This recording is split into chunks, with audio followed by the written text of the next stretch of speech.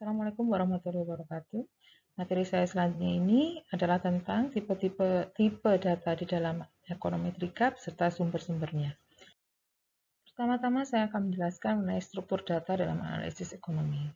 Jadi di dalam analisis ekonomi umumnya ditemukan atau digunakan data sekunder yang dikumpulkan oleh lembaga-lembaga pemerintahan, lembaga internasional, LSM, nasional maupun internasional, contohnya seperti BPS, BI, World Bank, IMF, ya. Jadi di sini jarang sekali di dalam ekonomi digunakan data hasil eksperimen. Jadi lebih banyak di dalam analisis ekonomi digunakan hasil percobaan yang bersifat non-eksperimental, di mana peneliti itu tidak punya kontrol terhadap hasil percobaannya.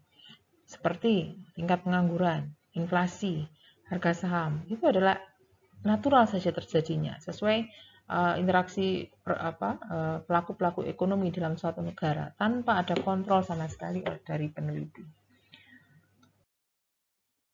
Di dalam analisis ekonometrika akhirnya dapat dikelompokkan beberapa tipe data, ya, yang tadi sifatnya data sekunder, bersifat non-eksperimental. Sebenarnya secara garis besar terdapat beberapa tipe, yaitu data cross-section, data time series, data pool, data panel. Hasil pengamatan yang tadi, ya, yang dari perilaku masyarakat, yang hasil percobaan yang sifatnya non-eksperimen tadi, dapat digolongkan menjadi beberapa tipe ini, yang nantinya kita tidak dapat menentukan metode ekonometrika sebelum tahu sifat data atau tipe data yang mana yang kalian jumpai. Jadi metode ekonometrika sangat tergantung dari tipe data yang diperoleh. Yang pertama adalah data cross-section. Jadi data cross-section di sini adalah hasil pengamatan dari satu atau beberapa variabel pada beberapa individu. Individu di sini bisa jadi orang lah, rumah tangga, perusahaan, negara, kota, ya, dan lain-lainnya dalam suatu kurun waktu tertentu, satu periode waktu tertentu, yang nantinya digunakan indeks I untuk variabel tersebut. Jadi misalkan saya mengamati pendapatan rumah tangga yang saya notasikan dengan variabel Y, maka pendapatan setiap rumah tangga untuk 1 sampai N rumah tangga menggunakan notasi YI. Jadi di sini notasi ini menunjukkan bahwa saya mengamati lebih dari satu rumah tangga. Mengamati pendapatan dari lebih dari satu rumah tangga. Jika kamu mengamati 20 rumah tangga, maka di sini akan kamu peroleh Y1 sampai Y20. Data yang cross-section bersifat cross-section ini umumnya digunakan dalam analisis ekonomi mikro, ya. Karena analisis ekonomi mikro adalah mengamati perilaku individu-individu, baik itu individu manusia, orang, rumah tangga, perusahaan, ya. Jadi levelnya banyak ditemukan, data seperti ini banyak ditemukan di analisis ekonomi mikro. Jika misalkan analisis atau data cross-section ini berhubungan dengan wilayah administrasi, jadi misalkan tadi di sini saya sebutkan ada perusahaan, ada negara, ya, ada negara, ada kota dan lain-lain, maka unit pengamatan yang saya amati itu berupa wilayah administrasi, ya, kota, provinsi, misalkan kabupaten, gitu ya. Nah, wilayah administrasi sebagai unit pengamatan itu biasanya banyak digunakan pada analisis ekonomi regional. Jadi di situ sebenarnya juga masuk data yang diamati masih bersifat cross-section. Sedangkan tipe yang kedua adalah data deret waktu, di mana data deret waktu di sini adalah sekumpulan pengamatan dari satu atau beberapa variabel, sama ya seperti tadi ya, pada beberapa periode waktu, tapi hanya satu individu tertentu. Jadi individunya hanya satu, cuman diamati lebih dari satu periode waktu. Berapa periode waktu? Contohnya, kamu mengamati harga saham, ramalan cuaca harian, ini berlaku untuk misalkan saham ya suatu negara, ramalan cuaca di suatu lokasi saja, satu kota saja. Atau data yang intervalnya mingguan, uang beredar, misalkan di Indonesia saja. Jadi di situ pengamatan individunya satu, tapi diamati dalam beberapa periode waktu yang bisa saja bertipe harian, bisa saja bertipe mingguan, bulanan, ataupun tahunan. Jadi di sini semuanya diamati pada satu individu. Individunya terserah ya, bisa itu rumah tangga, bisa itu negara, bisa itu kalau PDB anggaran ini kan negara, ya uang beredar negara, misalnya ramalan tadi bisa jadi suatu tempat, suatu kota saja, ya. Dan untuk membedakan dengan yang cross section tadi di sini digunakan indeks T. Jadi jika saya mengamati nilai PDB dari suatu provinsi ya, saya nyatakan itu dengan Y, yang saya amati pada tahun 2006 sampai 2011, maka notasi saya adalah YT, T-nya 1, 2, sampai T besar, di mana T besar ini menunjukkan tahun 2011. Ya, kalau kita hitung T sama dengan 1 untuk 2006, maka untuk tahun 2011 ini 6, karena 2006, 2007, 2008, 2009, 2010, 2011 ada 6 periode waktu, ada 6 tahun. Sifat khas dari deret waktu ini ya yang membedakan atau membuat analisisnya jauh lebih kompleks daripada analisis yang diperlukan untuk data cross section. Jadi data deret waktu ini mempunyai sifat ketergantungan ya antar periode waktu. Jadi pengamatan pada jika datanya mingguan, pengamatan pada minggu ini dipengaruhi oleh pengamatan pada minggu lalu. Ada minggu lalu dan dipengaruhi oleh pengamatan minggu lalunya lagi dan seterusnya. Jadi sifat histori itu sangat dominan di dalam data deret waktu. Dan juga yang kedua dia mempunyai pola-pola tertentu seiring waktu. Misalkan seiring waktu naik nilainya. Atau bersifat siklus atau musiman seperti kalau di Indonesia ada musim ya, musim lebaran, musim awal sekolah, ya, musim akhir tahun gitu kan pasti ada polanya. Ya, jadi apapun yang diamati dari aspek perekonomian global, perekonomian suatu negara itu biasanya juga mempunyai aspek-aspek musiman. Ya. Jadi contoh yang saya contohkan di Indonesia tadi ya tadi kayak pengeluaran uang atau uang beredar itu sifatnya musiman. Kalau di Indonesia tergantung dari pas bulan-bulan apa terjadinya. Jadi pasti ada pola-pola tertentu yang sangat tergantung pada event-event apa di bulan itu. Dan setiap tahun kan eventnya terjadi di bulan-bulan yang sama, sehingga terjadi sifat siklus dan musiman.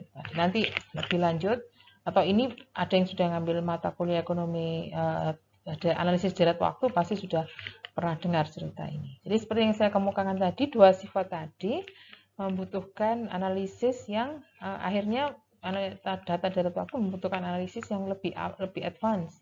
Karena di sini harus ada analisis pendahuluan dulu yang untuk mengetahui sifatnya yang spesifik seperti apa, sehingga modelnya juga akan ditentukan setelah kita tahu sifat-sifat deret waktu tersebut.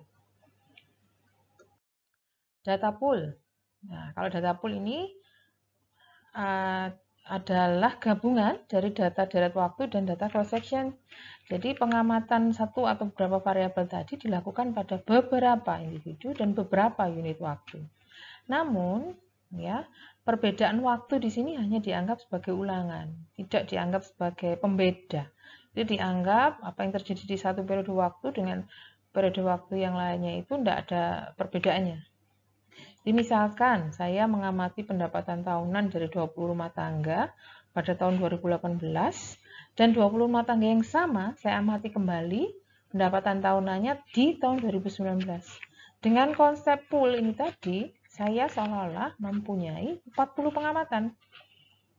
Seolah-olah saya melakukan pengamatan terhadap 40 rumah tangga, padahal di situ sebenarnya 20 rumah tangganya kan sama, cuman saya amati 2 periode itu.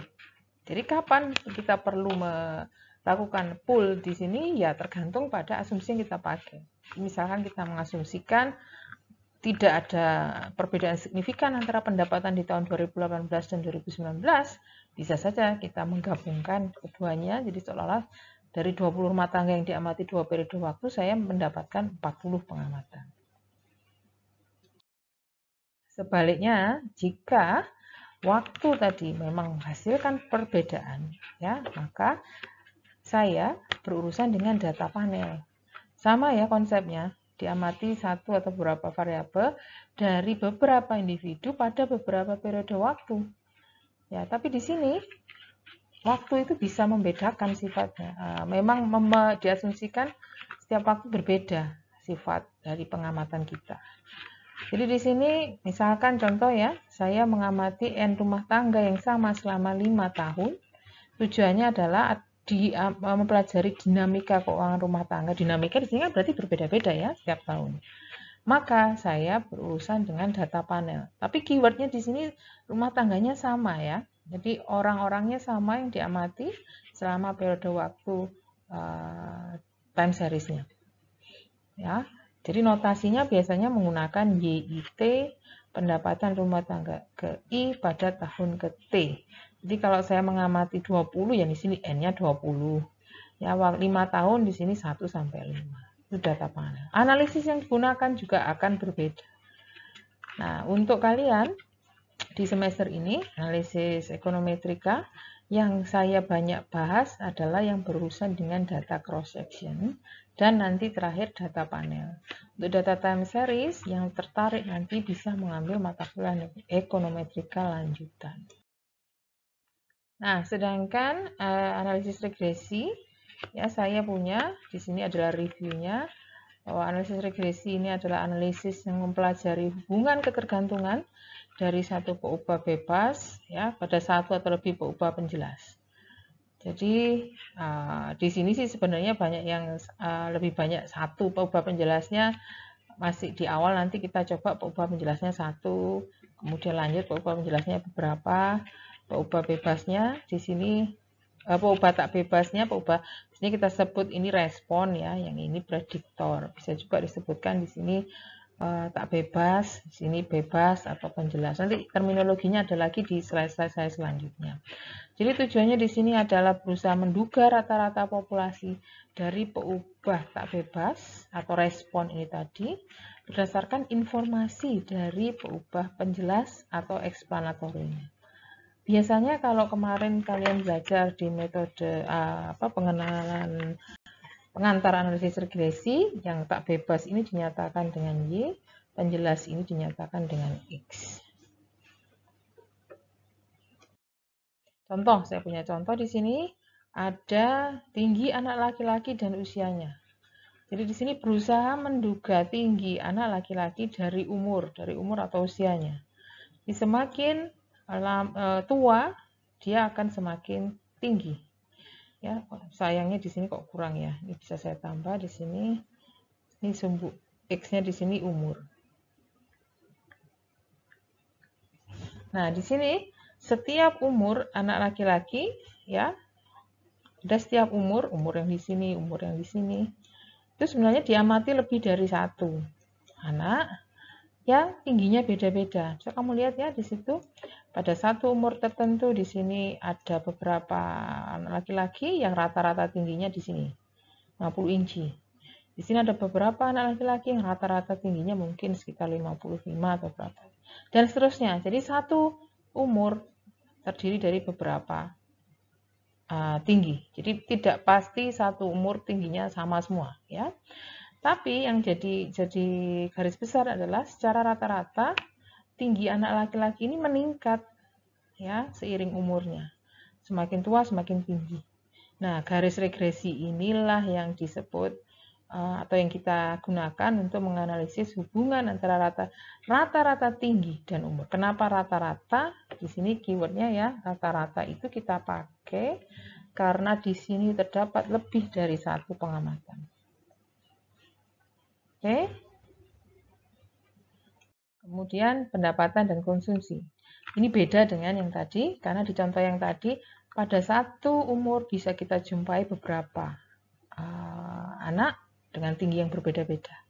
Kalau pendapatan dan konsumsi, teorinya sih kita tahu ya, sudah saya bahas di materi slide yang awal, bahwa pada pendapatan tertentu akan dijumpai tingkat konsumsi, ya. Jadi konsumsi dipengaruhi oleh pendapatan.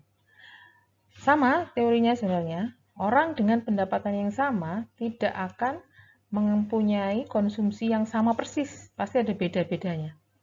Cuman kita jarang sekali menjumpai atau mendapatkan kesempatan mengumpulkan sampel, ya, atau mengamati sampel di mana kita berhasil mengumpulkan beberapa orang dengan pendapatan yang sama.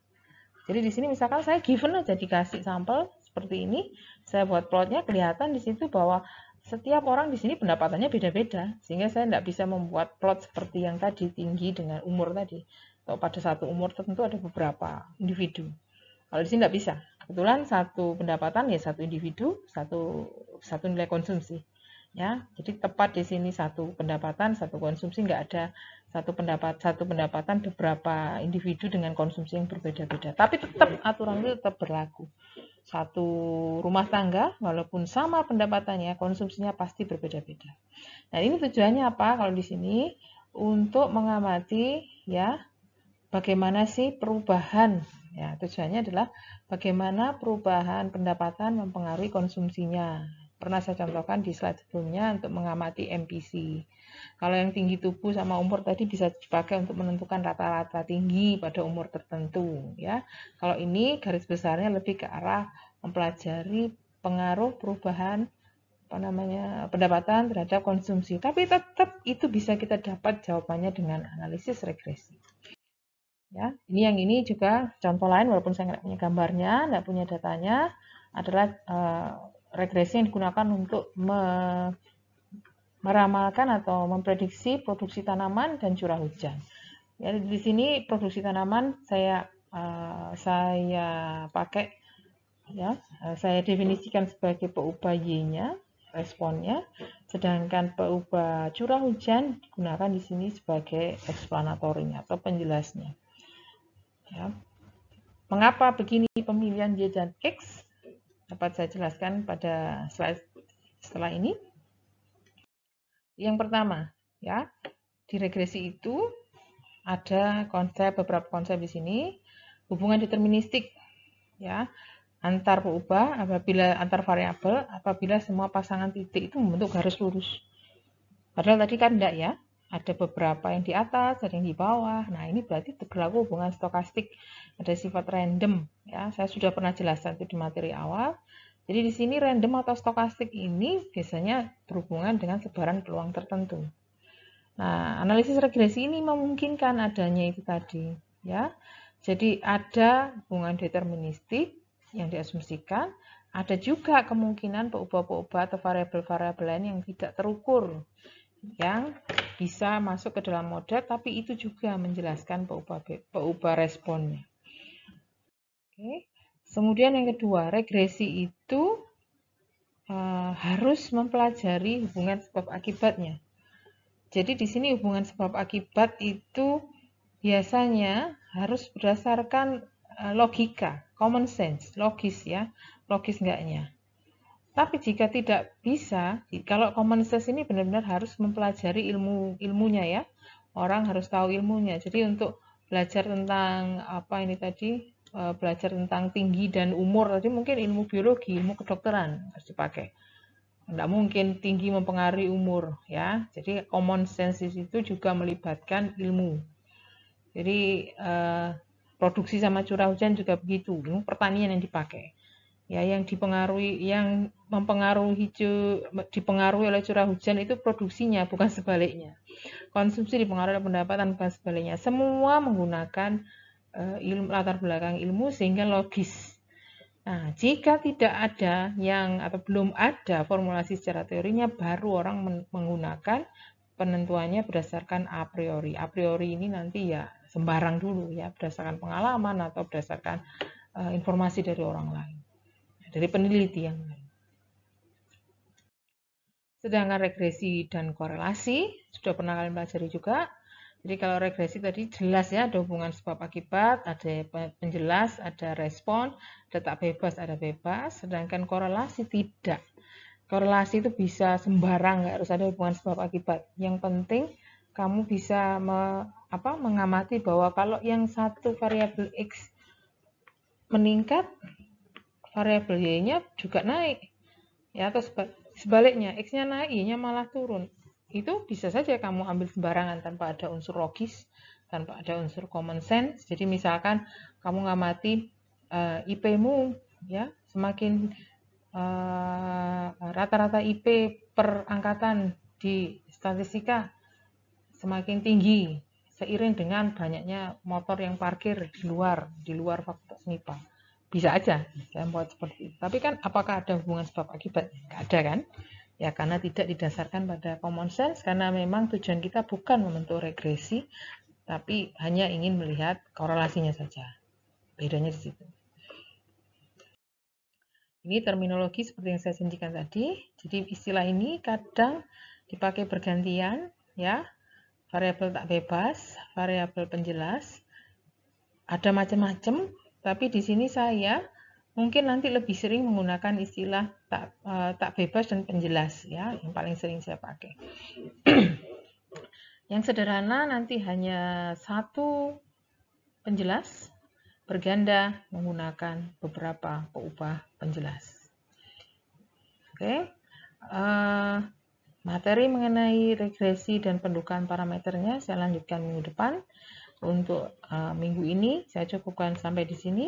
Kalau ada pertanyaan nanti kita sambung di sesi Zoom. Terima kasih atas perhatiannya. Assalamualaikum warahmatullahi wabarakatuh.